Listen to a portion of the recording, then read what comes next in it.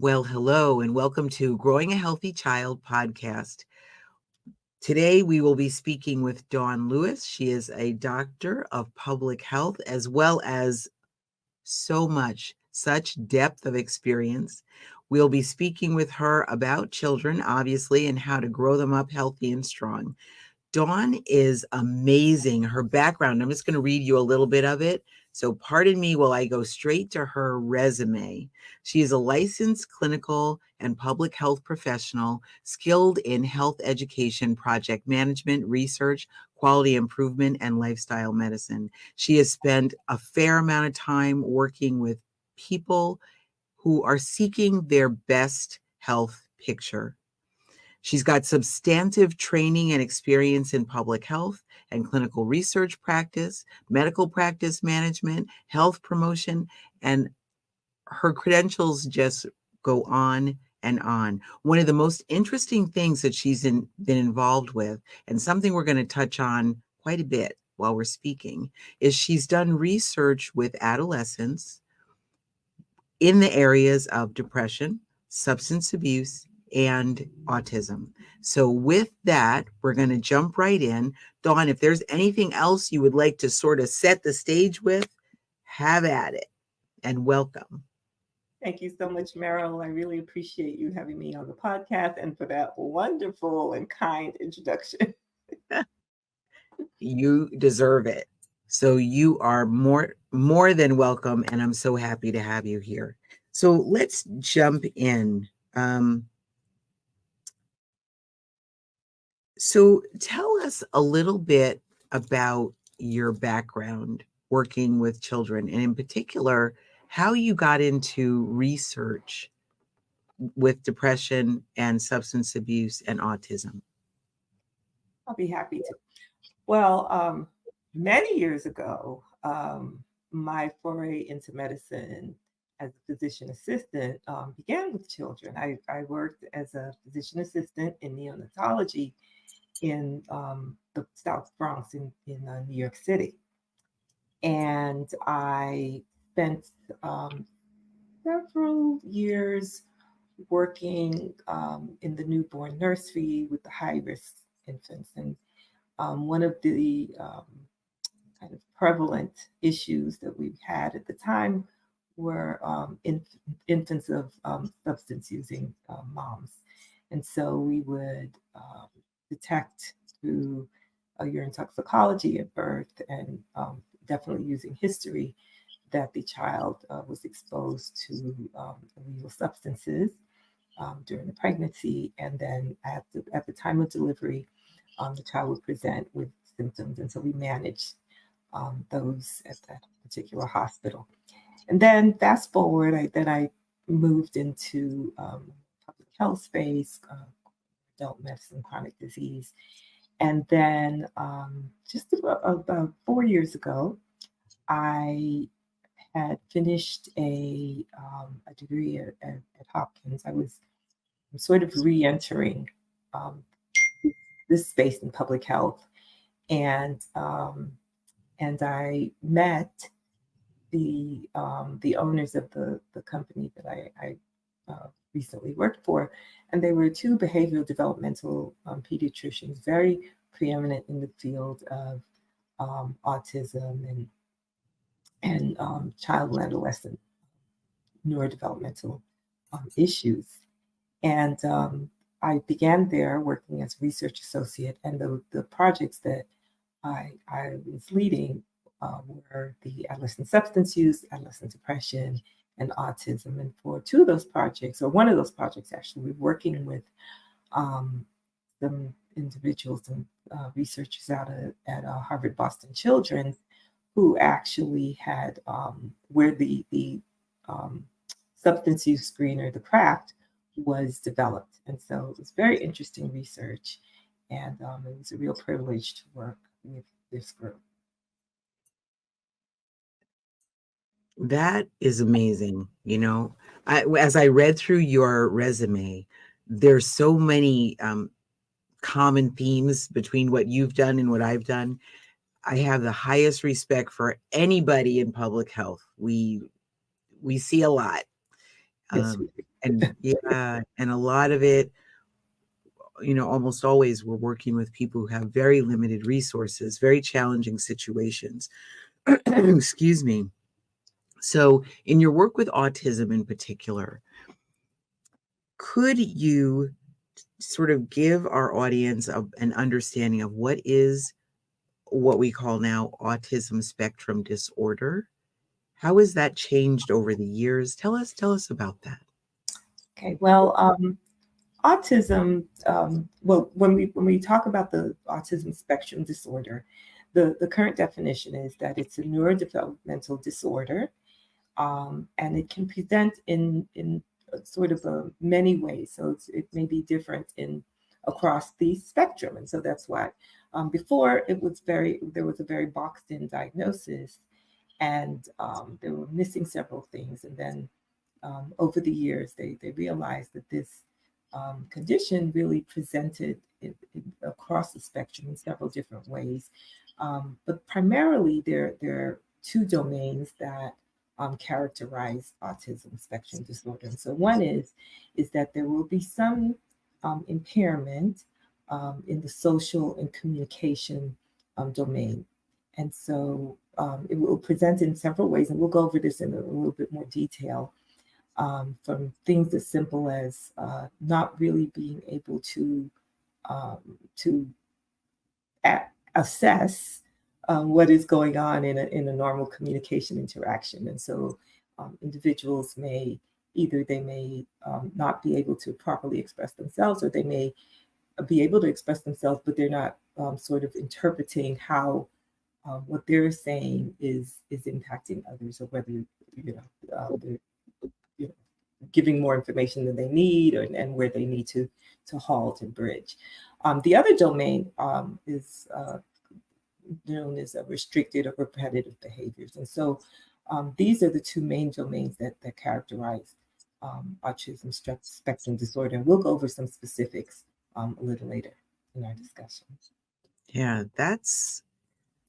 I think that may be some of the most challenging for the average person, to see that there's such a broad range of um,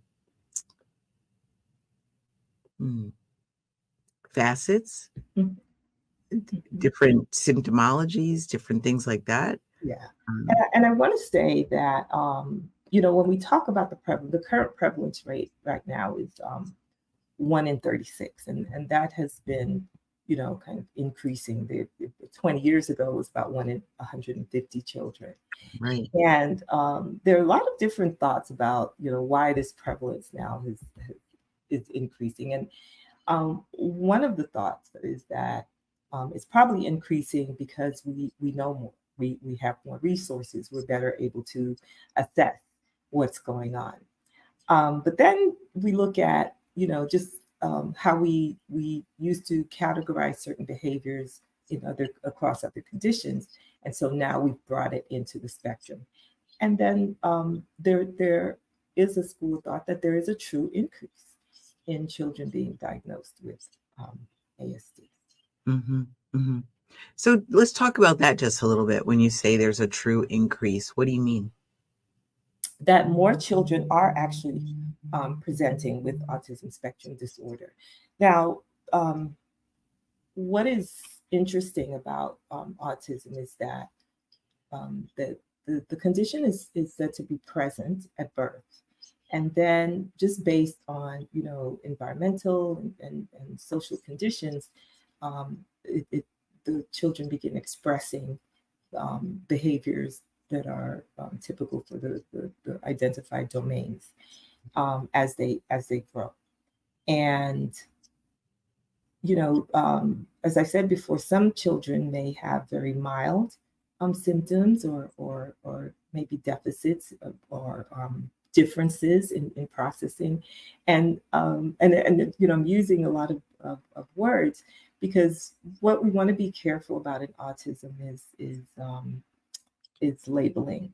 Um, Mm, these children and these families go through a lot, and the condition is still being explored. There's still a lot of work to be done. And so we want to be careful as we describe, as we share, as we even share resources, so that people are getting the proper perspective. It has been characterized, if you look at some of the formal definitions, as a disability. Mm. And a lot of advocacy groups take issues with that. So now the language that's being used by the National Institutes of Health is disorder. Okay. Okay. Interesting. It's interesting. So, because I don't know a lot about autism, so I'm going to ask some maybe very rudimentary questions. Mm-hmm. But if it's a disorder, Mm-hmm. classified as a disorder, how does that impact, or does it impact, the kind of services that are available to a child in school?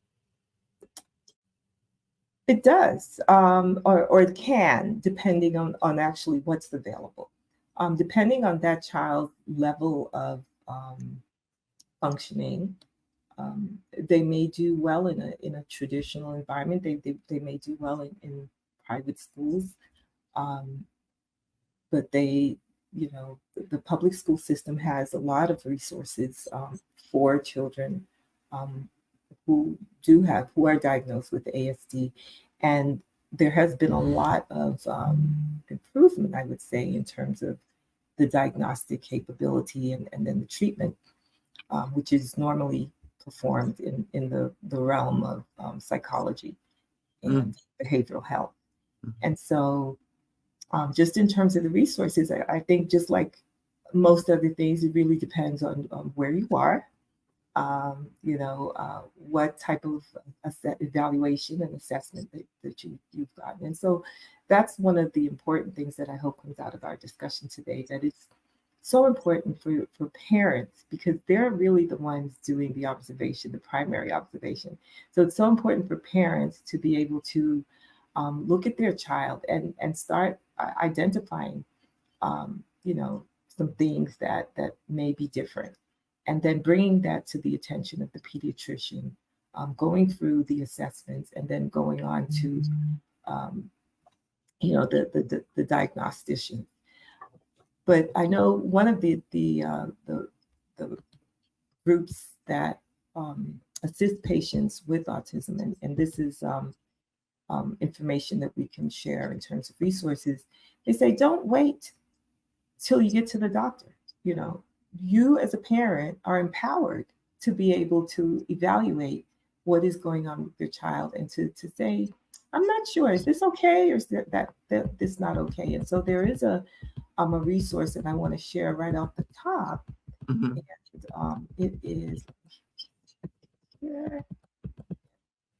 It is Learn the Signs. It's a developmental checklist, and it's on the CDC website, and you'll be sharing that Yes. at the end.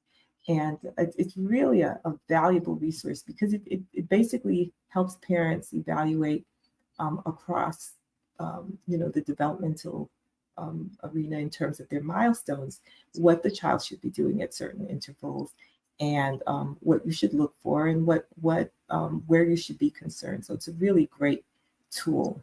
And there's several others, as I said, that we'll be able to share at the end. Great. Yes, we'll definitely make sure those are in either the comments or the show notes, or somewhere that people can get a hold of them. So when we talk about, you said some of the interventions are more around behavior, Mhm. and I may be misstating. Did you say social interaction and skills? I don't. So there are, like I said, the two arenas are, sort of the social communication skills, right? Mhm, mhm. And then just sort of specific behaviors, and sort of restrictive, repetitive behaviors. So let's talk about those a little bit. And again, this is not an all-inclusive list. This is just, these are some of the behaviors that have been observed in children who are diagnosed with autism. So in the social communication uh, arena, there would be symptoms like making little or inconsistent eye contact, not being responsive when a name is called. At times, if a parent or an adult, somebody is pointing to something, the child may not turn their attention to that right away, and they themselves may not be able to indicate by pointing what they want, not being able to engage with other people. Um, Sometimes making certain facial expressions, movements, and gestures that do not align with what's being said or what's going on in that conversation. Differences in voice tones and just not really connecting with individuals during communication and being able to respond or anticipate. So those are the things in that domain. Then when we talk about restrictive or repetitive behaviors, um, some children are overly focused on moving objects. So you may see them take a certain object and then just continually become like so focused on that object that nothing else, um, is really able to distract them from it. And they'll just spend a long time just moving that object along back and forth, um, becoming disrupted or upset when routines change. And so routine is a big tool that can be used when working with children with autism. And then being fascinated sometimes with certain specific topics, like things like numbers or details or facts. But I wanted to say that in addition to pointing out things that are different or maybe unusual behaviors, such as repeating phrases over and over again. So that's one of the things in the repetitive behavior. There's certain strengths that are recognized in children with autism. So they're known for, many of them are known for being strong visual and auditory learners, um, showing excellence in a specific subject like science or math, music or art, and just having the capability to learn things in detail and remember information for long periods of time. And so, again,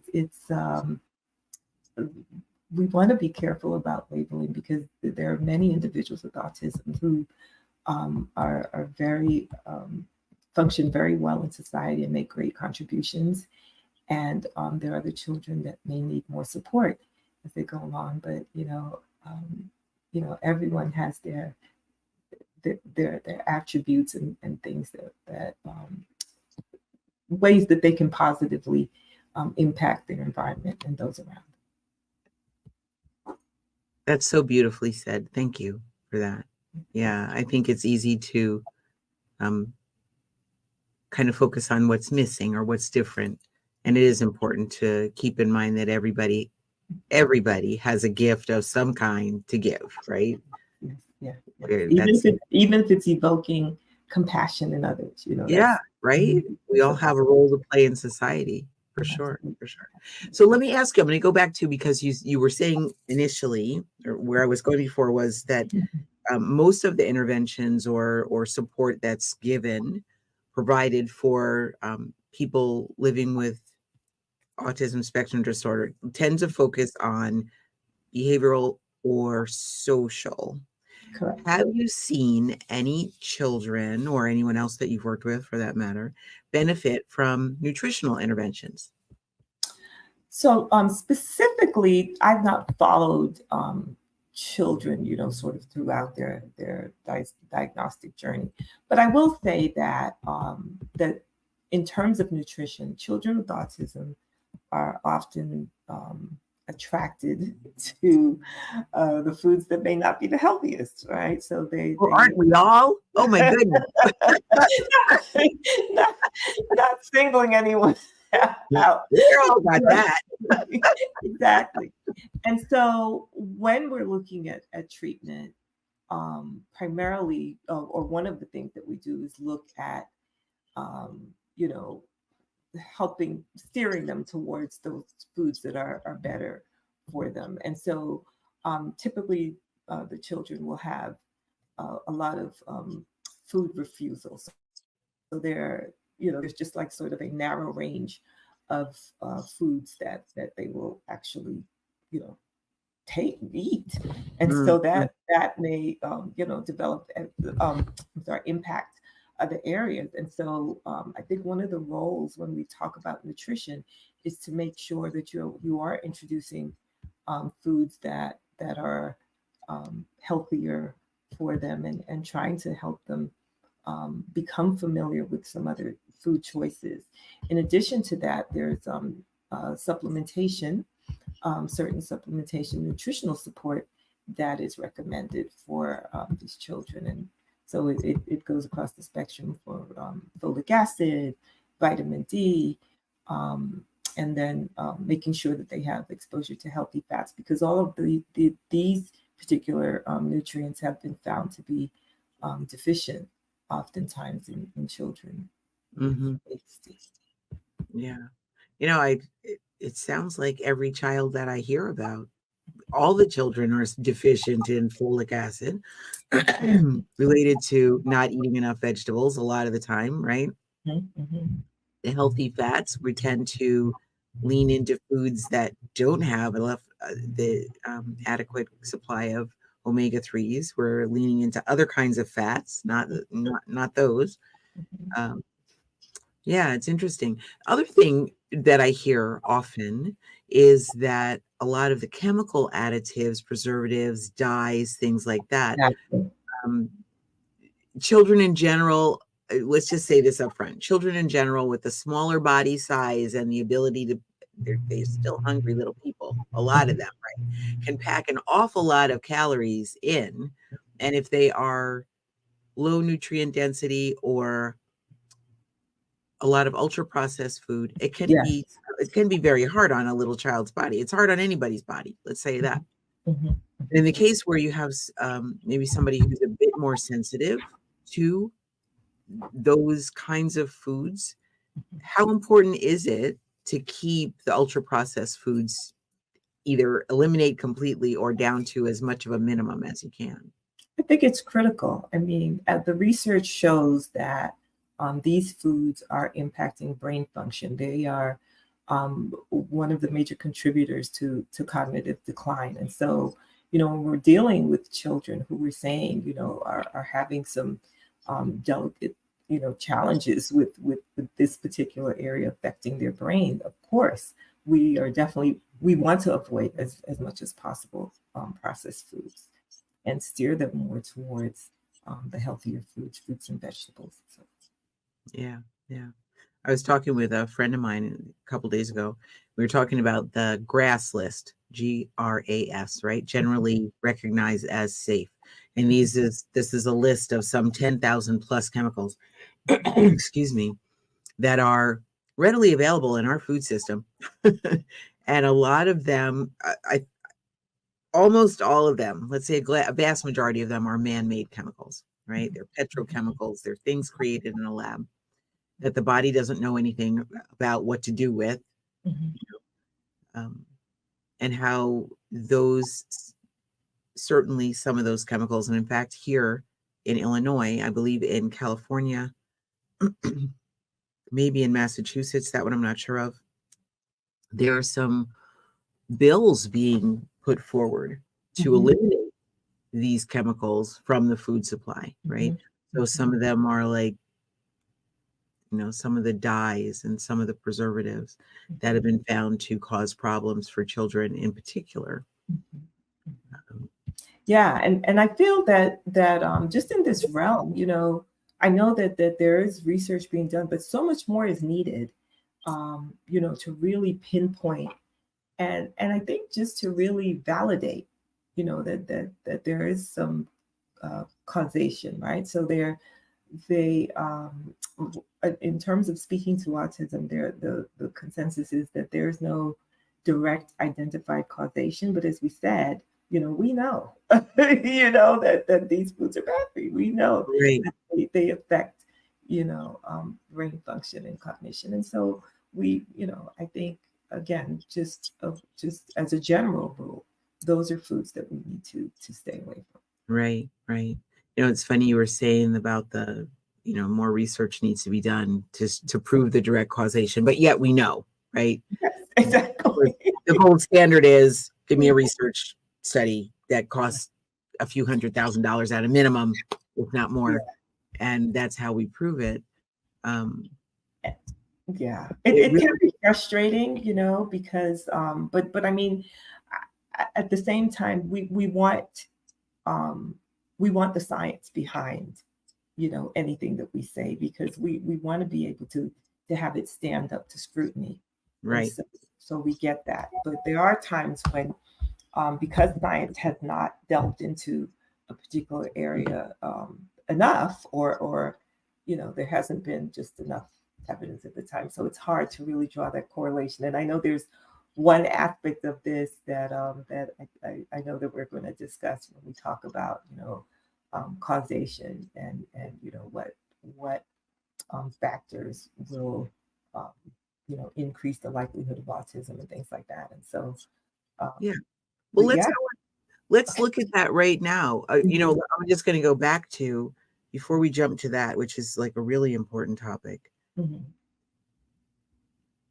From my understanding and my experience, very little research is done in medicine unless there is a product that can be brought to market. It is very often, not 100% of the time, but very often, it's research being done for some sort of a medical device or a new procedure, maybe. And a lot of times it's for pharmaceuticals. There, it is rare, two things: rare that it's going to be somebody looking at the impact of removing something from a diet or adding something more to a diet. That stuff is hard to fund, I think. And the other thing is that um, because of the nature of our food system and our life here in the United States in general, it can be hard to tease out what is causing something, right? Because we're inundated with all kinds of different foods and chemicals and things in the environment, in the air, in the water. It could be, I mean, there's people who have issues with mold in their house. There's all kinds of things, right? Oh, yeah, just a lot of environmental. Yes, yes. So I think the general consensus is that it's too complex to try and tease out one chemical or two chemicals. Yeah. Yeah, and it's hard, that in recent years, we've been talking about the gut brain connection, and then really doing a lot of work in the microbiome. And it's still fascinating to me that It is. after that it took so long, for us to start looking at that. And so there has been some move towards doing a lot more research in that area, but again, we don't have the significant deep dives yet. Regarding children with autism, they found that there are some differences. There's some alteration in the gut microbiota, but there just have not been enough. There's not enough data to really, you know, draw causation again. But they're Mhm. doing things like looking at stool samples and different organisms, and looking at just some pathogenic bacteria that has been found to be more present in the colon of children. So, trying to assess whether children that may have more Clostridium or something like that may be more prone to developing ASD. Mm, So what's our answer to that? Is in the nutrition realm, increase the whole food plant-based diet, right. increase the fiber. They have, fiber has been shown to increase microbial diversity. So we want to promote that as much as possible, unless proven otherwise, because it's a good thing, to be able to utilize those foods to improve the microbiome. So let's look at the causation. We kind of backed away from that for a second. Mhm. Tell us your view, your understanding of that. So again, we'll look at risk factors, right? More so. Let's. I know I'm kind of moving around, but let's look at risk Okay. factors. So when we look at general risk factors are not really tied to sort of the um, anecdotal this research that is still ongoing. So we look at having a sibling with autism spectrum disorder. Um, Having certain other uh, maybe X-linked diseases or even Down syndrome. Having low birth weight has been associated with autism, and having older parents is another area where they've said, well, there may be a correlation, but like I said, these things are still being looked at. Hmm. Yeah, so the work that's being done, I think there's a lot of work being done, but again, we have to look at it. We have to confirm it. It has to be reviewed, and then we can, kind of call it, okay, this is definitive. This is conclusive. But lots of good work in terms of looking at supplementation and how there have been benefits shown. For instance, with various antioxidants, they said results cannot be applied as definitive therapy, but um, the antioxidant supplementation did have some positive effects. Also, another area is immune therapy studies have shown promising results because there's a certain group of children that have immune dysfunction, right? And again, recognizing that um, they're just different expressions of the condition all across the spectrum. And so some children may not have that much problems in terms of microbiome. There's maybe more behavioral, there's maybe more intellectual.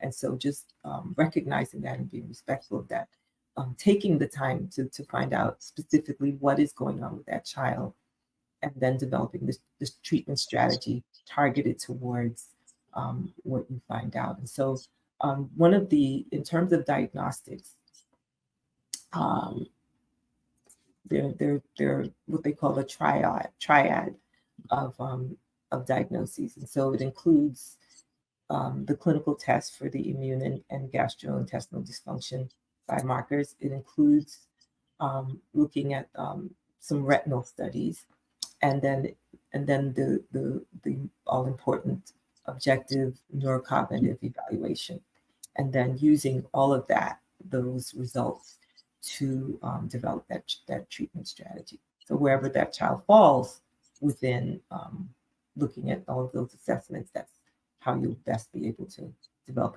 a treatment strategy. And then some people, and I want to say that some people don't get there, right, because of resources and delayed diagnosis and just maybe their own hesitancy to accept. They don't get to that child may not get that comprehensive evaluation, and so that's something that we want to really stress or emphasize during this discussion, is that you know just facilitating that child getting that assessment or those assessments is something that is as a society that we really ought to be doing. And some of it again is resource based. Some of it is location. It's there's just a lot of disparities. Yeah.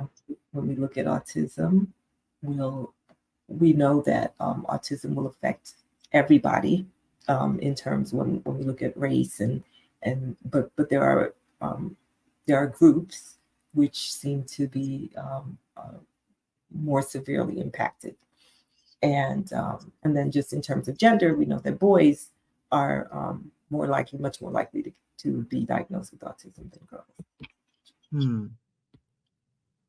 So, question. Then so is there? So you're saying that different groups are more likely to be diagnosed.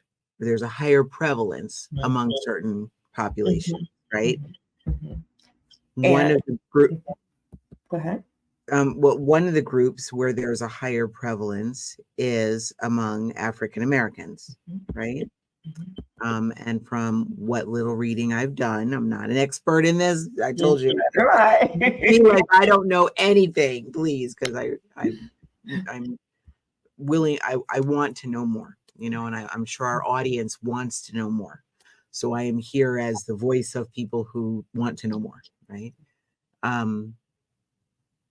So what we hear is that very often it is in lower socioeconomic status neighborhoods among African American males more than females. Correct. Is there, because you said it can have something to do with resources and the ability to actually get testing. So we wouldn't normally think that there's heavy resources in those low socioeconomic status, right? You wouldn't expect that. That's correct. There are more resources in higher socioeconomic status areas. Do you see equal or more prevalence in the higher income areas, higher socioeconomic status? I really can't speak to that. I mean, I cannot speak to that. What I do know is that sort of, okay, I want to talk about getting to diagnosis because that's important.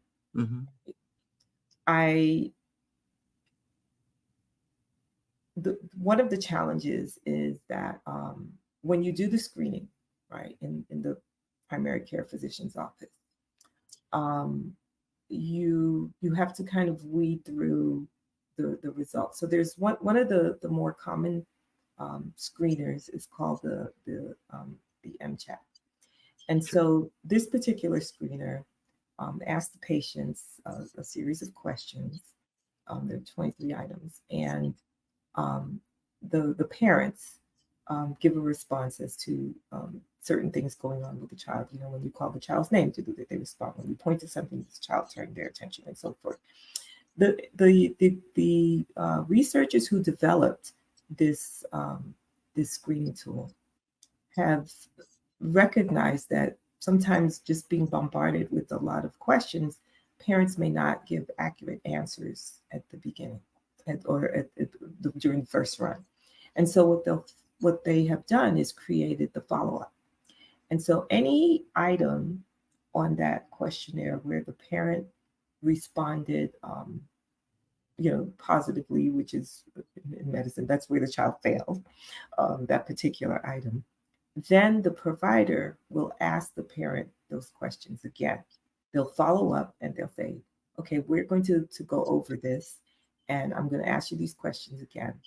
And then if the parent, responds in the affirmative again to those items, and then they, their threshold, in terms of how many items will be considered a fail, then they will go on to be referred for diagnosis. So the big issue out here, the big crisis out here is that it is hard to get that child in for the diagnostic assessments. Is that because there are not enough people qualified to do the assessment? Yeah, in certain areas. So now we're going back to our socioeconomics. I know I kind of went around, but this is how we get there, right? Yeah. So depending on where you are, there may just not be enough people in your area to do the assessment, and so you may have a big backlog. And then just in terms of resources, if you only have a certain type of insurance, are you going to find those diagnosticians available in your area? How long will you have to wait? And so those are the types of challenges that people are facing currently in terms of autism and just getting to diagnosis. And then once you get to diagnosis, then you have to get to treatment. And so so those are some of the barriers that have been identified when it comes to autism, and certainly the fewer resources that you have, the greater those barriers are going to be. Mm-hmm. And then you'll have a delay. And then certainly in any condition, delay is going to further, magnify the problem or cause more problems down the road. And so those are the things that can be tied to, the socioeconomic factors and so forth. Mm-hmm. Yeah. One thing I think we should stress is also, I mean, child nutrition is an issue all across the country, right? We have a cultural norm of feeding children poor quality food every day, all day long, in any setting. Wherever there's a child eating, most often they're eating pretty terrible food, right? We know that. Yes. Just by way of reference for that, the Journal of the American Medical Association published their study. I think that was in 2018-ish, where they said 67% of our children's calories are coming from ultra-processed foods. And just maybe a year ago, February, the CDC came out with so many children all across the country are not getting any fruits and vegetables at all in a day, right? Horrible. And so I make these little leaps, right? In my mind as I'm reading these things, and I think about people, and I think about all of the, experience in public health and all that we see across all neighborhoods, regardless of economic status. If a mom, pregnant lady, is not eating healthy food during the pregnancy, it is hard for the baby to get the nutrients the baby needs to grow and develop exactly in a healthy way. We can say that. Absolutely. We could say that 100% accurately, right? If the mom's not putting them in, the baby's not getting them. Unless, there are some cases where the baby will, we call it rob the mom's stores, right? But for the most part, if the mom's not eating well, the baby is not going to eat well. When the baby's born, then if they're in a neighborhood where there's poor access to healthy food, or the parents are not inclined to eat healthy food, maybe they're more interested in eating fast food or ultra processed food like substances or things like that, then the baby still will have this challenge, right, as they grow up, because this, even if it's available for purchase, it's not available in the home. Exactly.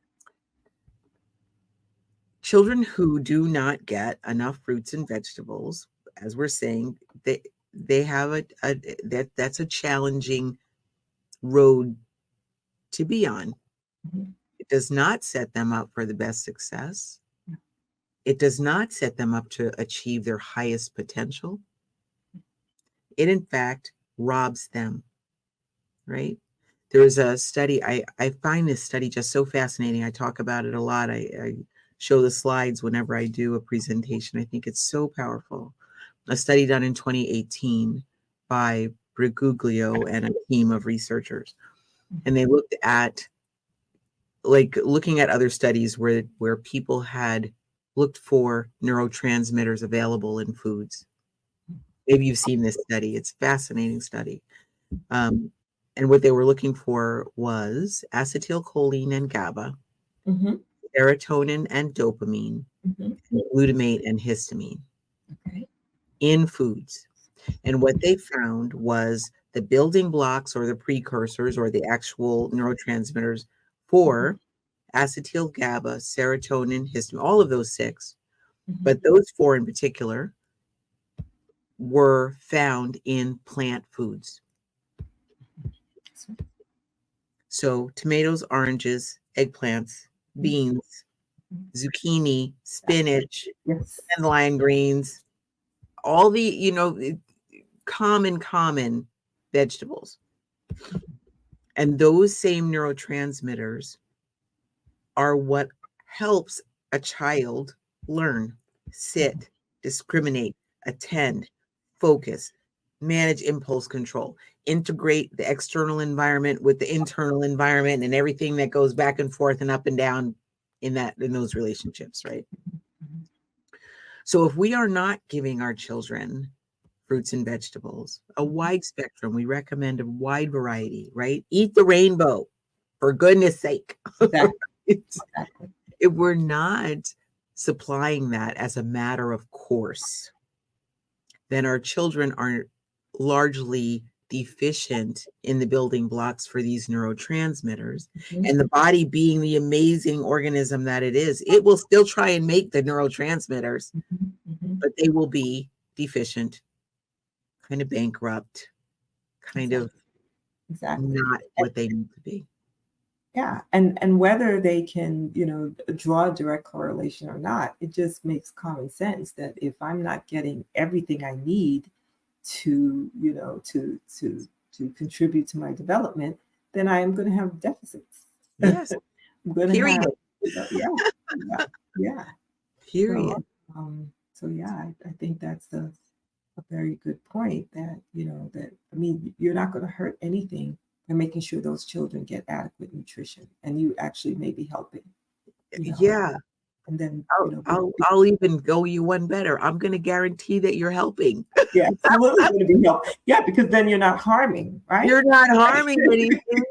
You're not. Oh, it's okay. Give the baby an orange. It's okay. It's okay. Um, and Mhm. an orange as a fruit that came off a tree is not the same thing as orange flavored fruit snacks, right? It's Indeed, not the same. indeed, indeed. So whole food, plant-based. Yes. Yeah, Yeah.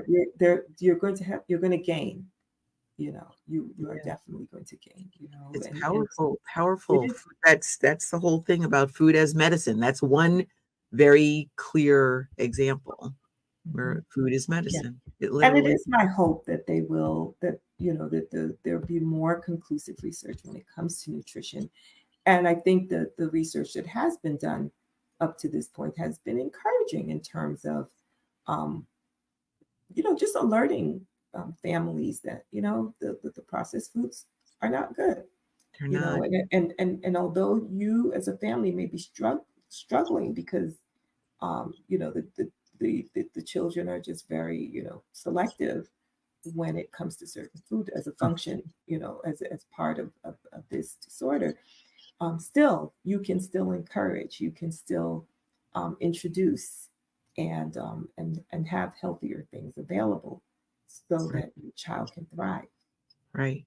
Even in a child who is not dealing with autism or any Mhm. other, Mhm. a child who's, within the normal range of whatever normal range is, right? Mhm. Mhm. They don't, well, let me put it this way. Very often we have to introduce a new food 15 to 20 times before Mhm. they're willing to Exactly. accept it. Exactly. Just Exactly. because whoever your child is spits out the broccoli the first 5 times, this is your test as a parent. You just keep offering. I actually have an atypical child amongst my several children who just love broccoli on first Yeah. introduction. Yep.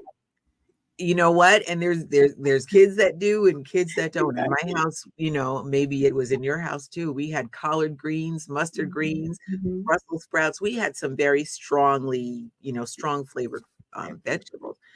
Mhm. My mother did not give up.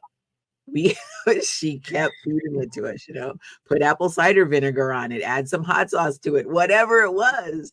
Exactly. Um, Exactly. because it's important. Those foods are very valuable for all kinds of reasons, right? So let's jump to just a little bit about your work in depression and substance abuse with adolescents. Tell us a little bit about what you were doing there.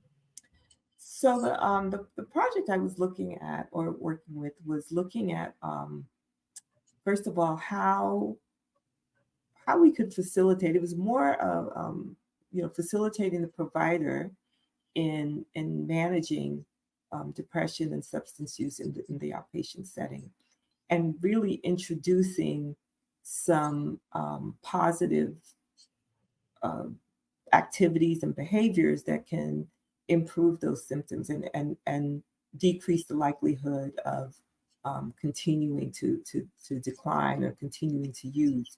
And Mhm. so the project I was looking at using a certain platform that would give the provider the ability to more narrowly identify the associated symptoms or the associated or the activating factors, or that would lead to more depression symptoms, and then being able to give the adolescent the tools that would help improve those symptoms. And one of the issues is that there's a big crisis, in terms of adolescent depression going on right now, which was, of course, worsened like everything else during the pandemic. Right. And providers are really scrambling to really, number one, manage because of the same thing that I mentioned before, because there's this backlog, in behavioral health. And so leaving the provider to manage that at their level in the primary care setting. And that's now sort of a mandate that you manage that there, because you don't have those opportunities as before to, refer them out. Because again, it could be 6 months, it could be a year. And except for the most emergent cases when we're looking at suicide and other psychiatric and behavioral emergencies, the children are just kind of left, in just kind of floundering until something can be done. And so empowering providers to be able to identify, depression in adolescent, and then initiate treatment, whatever that may look like at the primary care level. And so oftentimes it's being able to prescribe certain medicines, the tier 1 medicines. It's helping the child to engage in their own sort of treatment program. And so there's some online tools now that are available to engage the child. There's some chatbot type tools. They're tools where the child will check in and retake the assessment screener at certain intervals, and then they can then tailor the activities that the child is doing, encouraging them to interact more with their peers, or reach out for help, find a trusted adult. Also, just also eating better, Yes. getting better, getting better sleep, and just looking at those things in terms of what we do, Meryl, in terms of lifestyle medicine. Yeah. Learning how to manage stress, how to identify, and having tools to manage stress, and Right. just making those things available to them. And then looking at the substance. So that was a lot of the work in the depression realm, training providers to manage, identify and then manage depression in the primary care setting, and then seeing that, doing an assessment. Okay, if the child took, the assessment at time zero, then after utilizing that platform and all the various tools that were available, 6 months later, or a year later, when that child takes that test again, and there were different intervals that they would retake that screener, have their symptoms improved, has the depression improved, and also, have they been able to get help? Because that is one arm of the treatment, to be able to refer them and let them go. What they found was that adolescents, oftentimes, although you refer them, they don't go, right? Because of the stigma that Sure. is associated in mental health. And so just trying to navigate those challenges and barriers was part of the study that we were doing. And then on the substance use side, again, just there's an interesting phenomenon in pediatrics, where oftentimes if the adolescent is asked the question verbally, they may not be as forthcoming with the information, but being able to take the assessment, in an online format, a lot of times they will tell the computer the entire truth. Interesting. Usage patterns.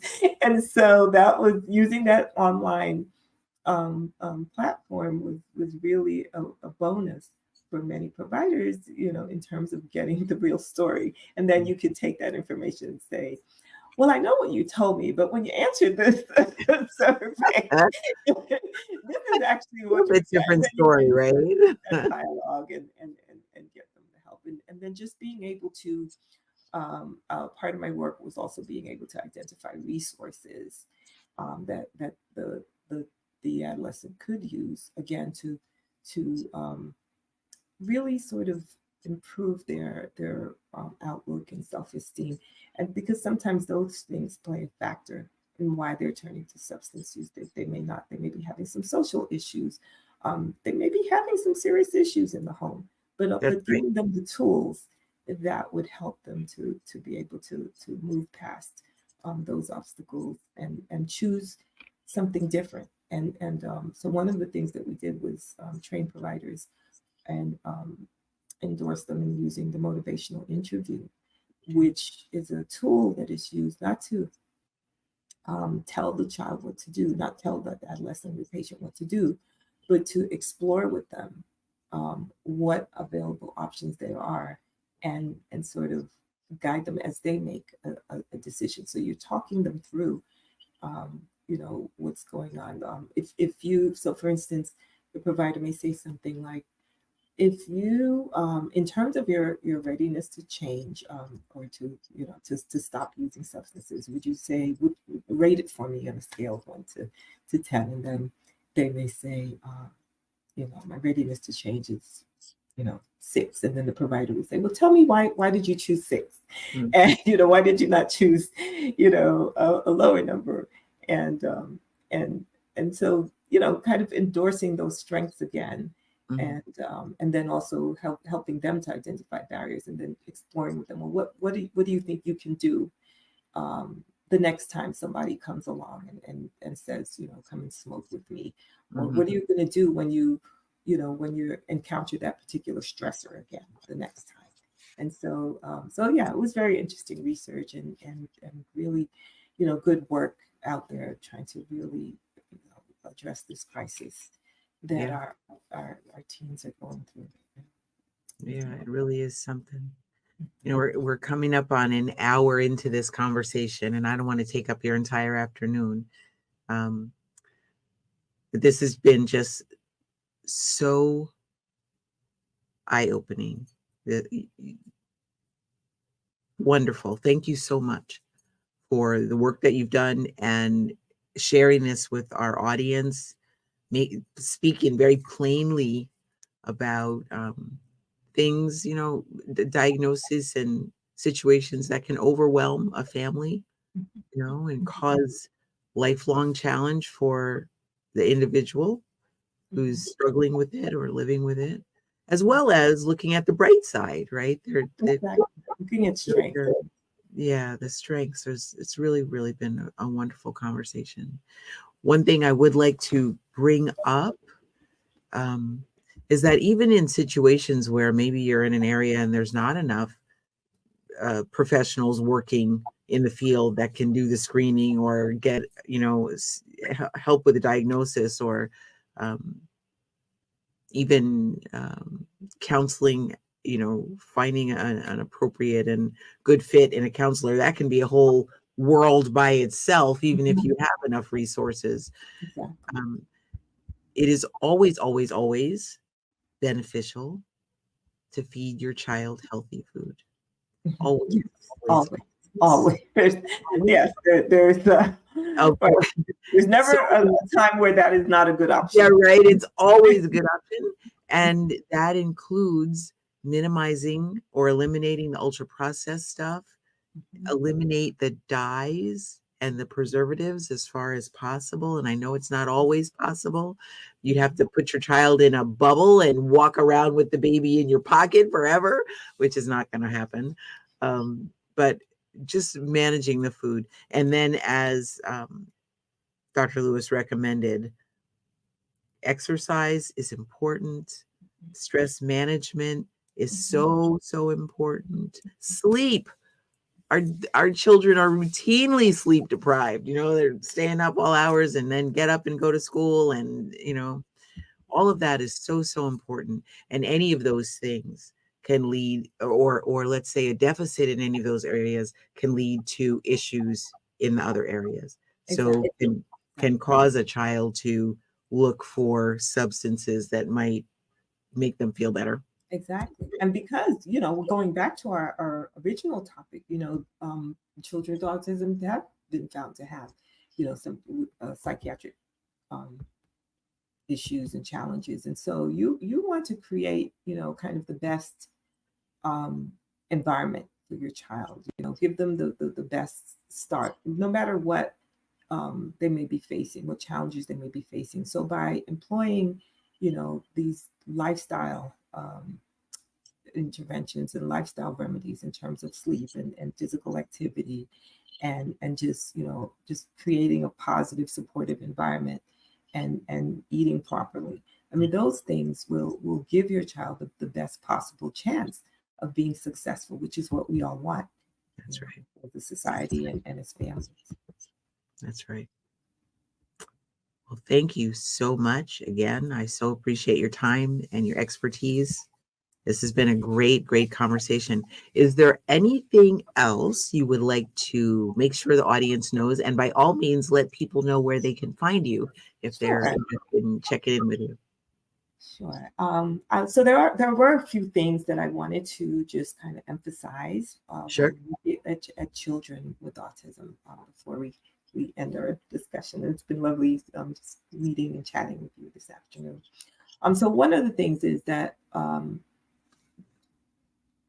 parents just do not make the diagnosis yourself. Okay, just definitely learn what the norms are by using that tool that I had referred to before, and then and then go ahead and utilize the resources that are available to you. Um, Although we've said that there are challenges to different socioeconomic groups, don't just be in despair and say, well, that I can't help my child. There are things available. There are, as we alluded to, there are programs in the school system. There are early event intervention programs. There are options available to your child, and you just gotta explore what's out there. Don't wait it out. One of the things that I didn't address as much is that it's hard to hear, especially if you don't understand it, that your child may have autism. Um, and that really it accounts for some of the delay in treatment and in diagnosis and treatment. Autism is not, a doom and gloom diagnosis. Find out where your child is and then give them the best possible opportunity to be able to thrive. So utilize those professionals that are available to you, your pediatrician, again, the psychologist, speech and language pathologist, and all and the resources that are available to you. There's certain advocacy groups out here that you can join and you can utilize the resources. Autism.org is a support and advocacy group that has a lot of good information for you. And so I just want to encourage those families that have been living and working with their children with autism. You are your heroes. You've had to navigate a lot. I mean, just even society's own, misconceptions and myths that we know that you've had to stand up to and stand up against. Just keep doing what you're doing and fighting for your children and creating the best possible opportunities for them. Great. Beautiful. Do you have social media like accounts, or could people find you on social media if they want? I'll give you my email. So I am on LinkedIn, and but also I'll give you my email. It's Wonderful. dlewis@truehealth360.org. Now, is dlewis. that your own organization, True Health Yeah. Yes, 60? True Health 360. That's my coaching practice, Okay. and my coaching practice, health and lifestyle coaching practice. So yeah, dlewis@truehealth360. Okay. Tell us just like really quick, are you looking for clients now in True Health 360 Oh, or and absolutely. Yes. all Yes. right? So And I'm what focusing at yeah, the moment. what- Okay. Let me tell you a little bit about my health coaching practice. Okay. yeah, So yeah. I'm primarily seeing individuals who are seeking to improve their health through incorporating lifestyle medicine principles into better sleep, better exercise, of course, better nutrition, and managing stress and so forth. And so the kind of client profile that I have now are people who may have chronic diseases such as diabetes or hypertension and are seeking to sort of improve outcomes, and as well as prediabetes, individuals who are seeking to lose weight, and individuals who are just trying to be healthier, need some support.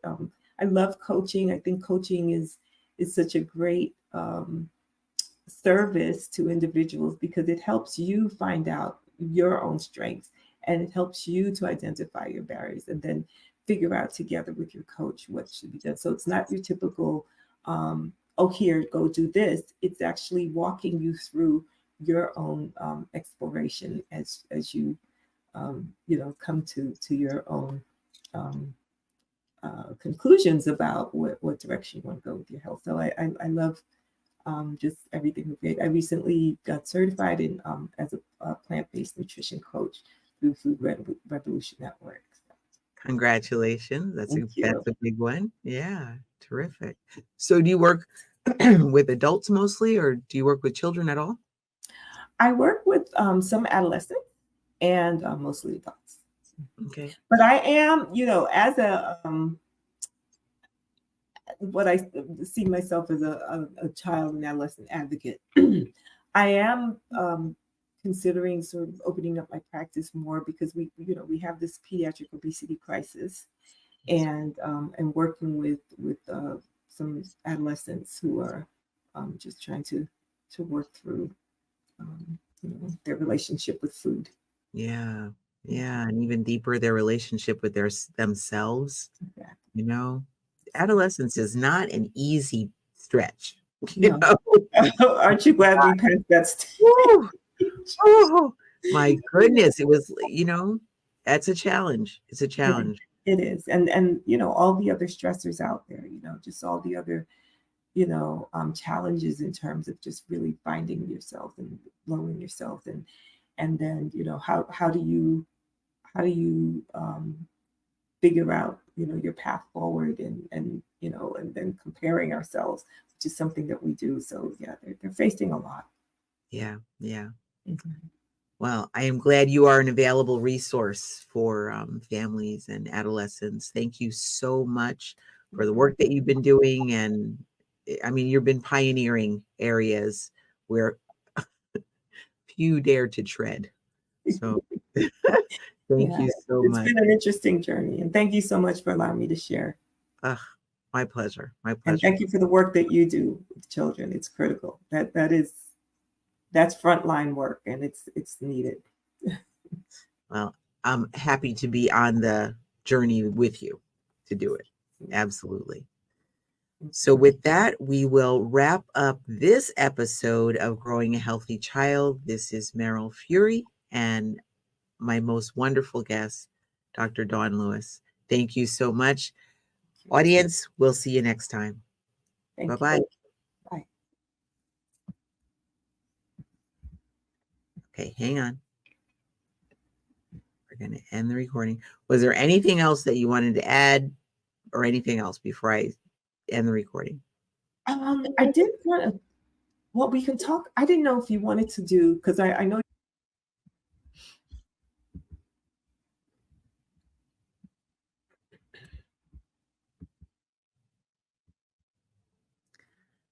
So, Dawn, you have explored autism spectrum disorder. Tell me some myths and misconceptions that you're aware of that could impact a person living with autism. I'll be happy to share some myths and misconceptions that families have encountered, um, that I've found through my work. Um, I know one of the things is that sometimes families are just told immediately that um, because their child has autism, that they have to immediately employ certain dietary restriction protocols, such as no casein or no gluten, and that these substances will worsen behavioral disturbances or GI symptoms. And so that has been disproven um, that there's a global um, sort of dietary restriction that's applied to a child with autism. And again, we have to kind of go through those evaluations that I spoke of before, which include a GI evaluation when we're assessing children with autism. So you have the behavioral, and then you have the labs, and sort of the GI assessment, and then you'll be able to know if that's a factor in that child's particular condition. Another misconception is that all children with autism spectrum disorder are the same, and that is not true. There's one of the autism specialist, Dr. Kaufman. He says when you meet one kid with autism, you've met one kid with autism.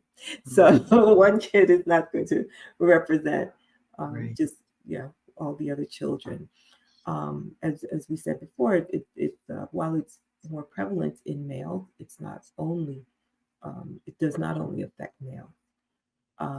It's not caused by bad parenting, and I think most importantly, it cannot be cured, so it doesn't go away. But you do acquire tools and things that can help you to better work with your child, to better manage your child, to empower that child to be their best. All individuals with autism don't have an outstanding savant skill. I think that's a big misconception. As I alluded to earlier, there is a spectrum. Some children with autism will have intellectual disabilities. Some of them will not. Some of them will have exceptional intellectual abilities. It is not a mental health disorder. It is not a disability. It comes in the spectrum, as we said, sort of neurodevelopmental. It's not specific, even though when we talk about the different specialists, we talk about behavioral health. This really comes under developmental disorder, neurodevelopmental disorder. And so those are some of the things, and most importantly, that children with autism should not be labeled as, aggressive or odd or things like that. We want to avoid labeling as much as possible so that we can empower those children and their families to be their best. That's great. So helpful to know. It's easy to pigeonhole people by a diagnosis. It happens all the time. Yes. So I love that. When you met one child with autism, you've met one child with autism. Yeah.